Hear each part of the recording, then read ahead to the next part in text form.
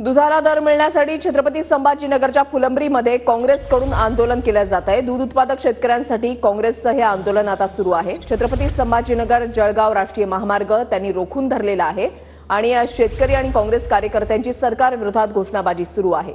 दुधाला सरसकट 40 रुपये दर द्यावा अशी आंदोलकांची मागणी आहे।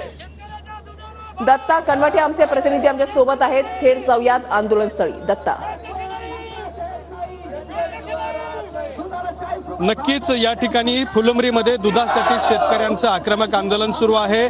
छत्रपती संभाजीनगर जळगाव महामार्ग यांनी रोखलेला आहे आणि या महामार्गावरतीच दूध ओतून दुधाने आंघोळ करत या ठिकाणी हे शेतकऱ्यांचं आंदोलन सुरू आहे।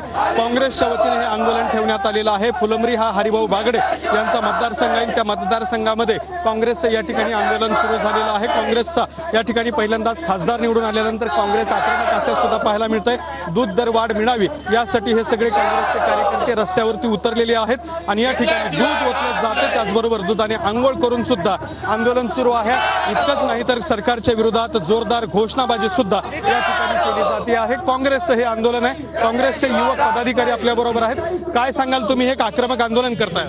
साहेब, या ठिकाणी माझे शेतकरी या ठिकाणी पूर्ण अवस्थेत आहे। या सरकारला जाग कशी येत नाही? बाकीचे दरवाढ होत आहे, माझ्या दुधाचा भाव का वाढत नाहीये? यांना 40 रुपये सरसकट दुधाच्या लिटर प्रमाणे भाव दिला पाहिजे। हा आमचा या ठिकाणी फुलंब्री टी पॉइंट येते, या ठिकाणी आंदोलन करण्यात येत आहे, रस्ता रोको करण्यात येत आहे। तरी या सरकारला जाग आली पाहिजे, अन्यथा आम्ही तीव्र आंदोलन या ठिकाणी पुढच्या आठवड्यामध्ये मंत्रालय या ठिकाणी करणार आहोत।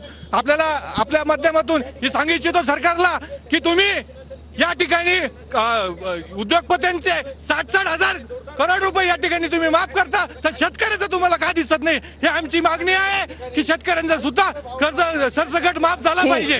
ठीक।